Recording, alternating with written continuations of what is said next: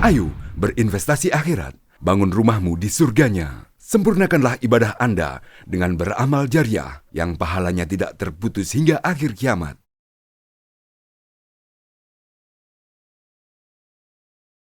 Assalamualaikum warahmatullahi wabarakatuh. Bismillah walhamdulillah. Wala hawla wala quwata illa billah. Allahumma salli wa sallim ala sayyidina Muhammadin wa ala alihi wa sahbihi wa mawala wa ba'd. Para pemirsa TV Masjid Raya Al-Akbar Kota Sorong rahimakumullah, alhamdulillah kita bersyukur kepada Allah dan marilah kita mengirim salawat dan taslim kepada junjungan besar kita Muhammad sallallahu alaihi wasallam. Insyaallah kita akan melanjutkan kajian kitab Riyadhus Shalihin dan kita masih berada dalam babun fil iktisadi fil ibadah. Satu bab tentang kesederhanaan dalam beribadah. Para pemirsa rahimakumullah, ada satu kisah bahwa ada sahabat Nabi Sallallahu Alaihi Wasallam datang menemui Nabi Sallallahu Alaihi Wasallam. Di antara mereka itu ada yang mengatakan, saya ingin puasa sepanjang waktu. Jadi hari ini puasa, besok lagi puasa, besok lagi puasa. Disebutkan dalam hadis, wala uftir, dan tidak berbuka. Ada lagi yang mengatakan waqalal akhar, dan yang lain menyatakan wa ana a'tazilun nisaa fala atazawwaju abada. Saya menghindari berinteraksi dengan wanita dan tidak akan nikah abadan selamanya. Jadi dia putus interaksi dan bahkan ingin sekali tidak mau nikah selama-lamanya. Nah, Bapak Ibu para pemirsa rahimakumullah, apa sabda Rasulullah sallallahu alaihi wasallam menyikapi pandangan sahabat-sahabat Nabi seperti itu? Nah, berkaitan dengan itu Nabi bersabda, famar ragiba an sunnati falaisa minni. Siapa yang benci atau tidak senang terhadap sunnahku, falaisa minni, maka bukan dari golongan kami. Jadi jangan kita berpuasa terus-menerus. Jangan kita tidak mau nikah. Kita harus nikah.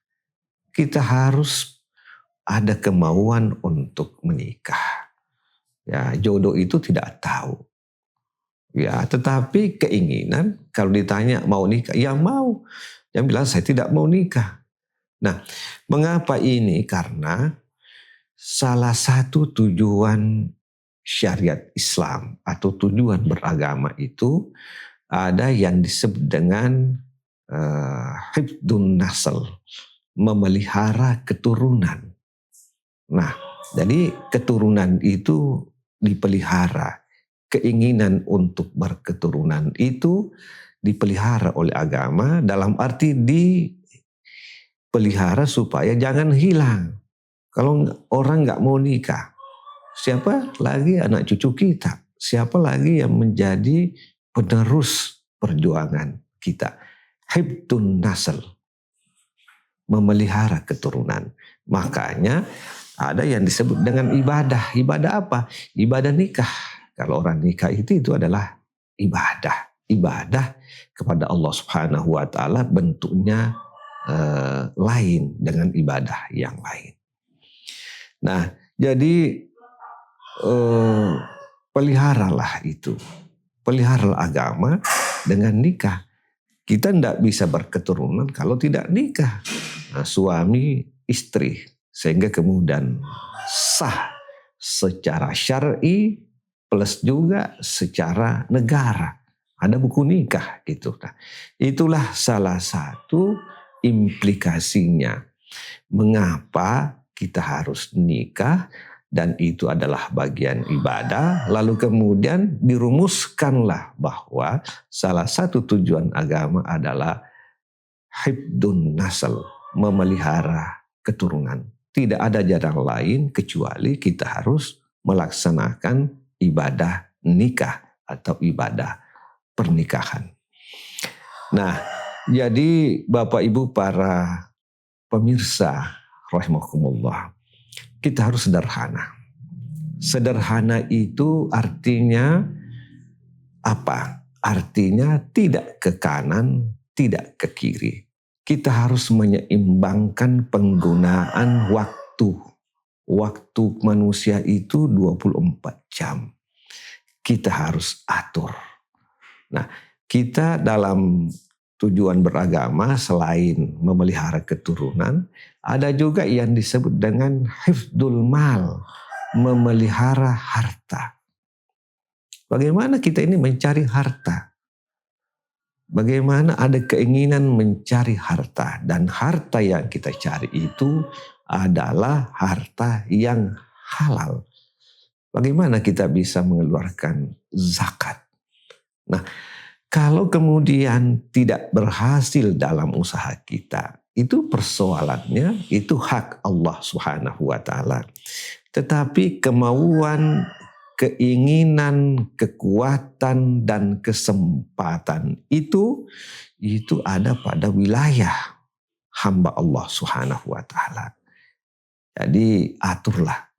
Kalau misalnya puasa sunnah, tetapi menghalangi kita untuk kuat kerja, jangan puasa sunnah, masih ibadah yang lain. Kalau misalnya sholat tahajud, itu kan ibadah sunnah ya, menghalangi pekerjaan kita di siang hari, maka jangan sholat tahajud. Tapi bagi mereka misalnya yang ibadah sunnahnya puasa, sholat tahajud itu seimbang dalam arti mendukung, tidak mengganggu, dan bisa diatur waktunya dengan baik, tidak mengganggu pekerjaan profesinya, ya silahkan lakukan secara bersamaan. Silahkan lakukan ini juga lakukan itu. Tetapi manusia ini kadang-kadang tidak seperti itu. Ada yang hanya mampu melakukan ini, dan yang ini tidak dia bisa lakukan. Para pemirsa rahimahullah, ada orang setiap hari bisa membaca Al-Quran 5 juz. Ada orang. Ada juga orang bisa membaca Al-Quran 20 juz setiap hari. Tetapi para pemirsa rahimahullah, jangan sampai pekerjaan-pekerjaan tambahan ini, ibadah sunnah ini mengganggu kita dengan interaksi dan perjanjian kita dengan sesama manusia. Ya, ini harus diseimbangkan. Nah, jadi interaksi kita dan perjanjian kita dengan manusia misalnya berkaitan dengan kerja. Biasanya kita punya janji, kita punya keterkaitan dengan sesama manusia. Jangan terhalangi itu gara-gara ibadah sunnah kita. Nah, karena manusia juga itu melakukan ibadah, tetapi dengan model yang berbeda. Kita juga melakukan ibadah dengan model yang berbeda. Karena itu yang namanya hubungan atau interaksi dengan manusia berkaitan dengan pekerjaan, karena ini adalah janji, ini adalah amanah yang harus ditunaikan. Nah, itu menjadi perhatian besar. Jangan gara-gara ibadah sunnah itu, ya puasa, sholat tahajud, dan lain sebagainya, kemudian mengganggu, menghalangi dengan amanah yang diberikan atau disepakati dengan sesama manusia. Ya jangan. Karena ibadah sunnah itu manfaatnya kepada diri sendiri. Walaupun hikmahnya, efeknya ada pada pekerjaan. Tetapi itu kita bisa kendalikan. Ibadah sunnah kita bisa kendalikan. Kita bisa atur waktunya kapan. Tetapi yang namanya amanah, yang terkait dengan sesama manusia, punya implikasi yang luas. Nah, ini harus dipelihara. Para pemirsa rahimakumullah, karena itu kita harus pintar-pintar dan bertanya kepada diri saya. Oh, saya bisa puasa Senin Kamis, tetapi insya Allah tidak menghalangi dalam rangka sukses amanah pekerjaan yang dianugerahkan, yang diberikan oleh teman-teman kepada saya. Itu kalau itu terjadi luar biasa. Nah, demikian juga dia puasa Senin Kamis tanpa sepengetahuan dengan suaminya. Wah, ini juga jadi soal. Nah, jadi haruslah ada koordinasi. Karena di situ ada kewajiban, ada implikasi kewajiban. Nah, oleh karena itu kesederhanaan ini artinya apa? Jangan ada yang terganggu. Terutama berkaitan dengan janji-janji dan amanah dengan sesama manusia. Termasuk amanah kepada suami istri. Termasuk amanah yang menjadi beban kepada keluarga kita. Ada seorang nelayan. Dia puasa Senin Kamis. Tetapi dengan puasa Senin Kamis tidak pergi lagi ke pantai untuk mancing ikan. Padahal anaknya ini mau bayar SPP. Nah, maka ibadah sunnah ini harus ditinjau ulang. Oleh karena itu, agama ini sangat mudah. Agama ini sangat lemah lembut. Agama ini sangat manusiawi. Nah, itu kemudian kita diajar oleh agama Islam ini agar umatnya itu bijak. Bijak dalam beragama. Bijak dalam melihat kehidupan ini. Bijak dalam hal beribadah. Bijak dalam hal memilih ibadah sunnah. Sehingga kemudian pekerjaan atau kehidupan dunia kita betul-betul bisa mengantar kepada kebahagiaan dengan menjadikan agama ini sebagai penopang. Terutama ibadah sunnah. Kalau ibadah wajib ya seperti itu. Ibadah wajib juga pada batas-batas tertentu bisa ditoleransi karena persoalan kehidupan dunia. Misalnya musafir. Nah, misalnya puasa. Ya kalau dalam keadaan puasa Ramadan nanti misalnya, lalu ada urusan yang harus diselesaikan, dan itu tidak bisa kita menunaikan ibadah puasa, kan bisa kita ganti pada hari yang lain. Agama ini luar biasa. Oleh karena itu kita harus bertanya kepada diri saya, mampukah saya menunaikan ibadah sunnah, tetapi tidak mengganggu dengan pekerjaan yang lain.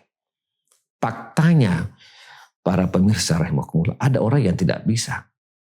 Tetapi ada orang yang bisa seperti itu. Nah, tentu saja yang belum bisa berupaya, berikhtiar, berdoa. Sehingga kemudian ibadah sunnah juga jalan, lalu kemudian amanah yang diberikan oleh sesama manusia itu juga bisa berjalan dengan baik. Ada orang yang mewajibkan dirinya pada ibadah sunnah tertentu. Itu tidak apa-apa. Tetapi jangan paksakan kepada yang lain. Nah, bujuklah kalau mau menjadi contoh. Ya seperti ini, seperti ini, seperti ini. Karena ibadah sunnah ini adalah pilihan-pilihan. Oleh karena itu sekali lagi agama ini mudah, tetapi jangan dimudah-mudahkan. Agama ini mengantar kita untuk kita bahagia di dunia, bahagia di akhirat, selamat dari api neraka. Tetapi ada tetapinya, Kita juga diminta oleh agama untuk bijak dalam mengatur kehidupan kita, dalam melihat kesempatan kita, dalam mengatur jadwal-jadwal ibadah kita kepada Allah Subhanahu wa taala. Karena seluruh aktivitas manusia Islam, umat Islam itu orientasinya adalah ibadah kepada Allah Subhanahu wa taala. Semoga bermanfaat. Wassalamualaikum warahmatullahi wabarakatuh.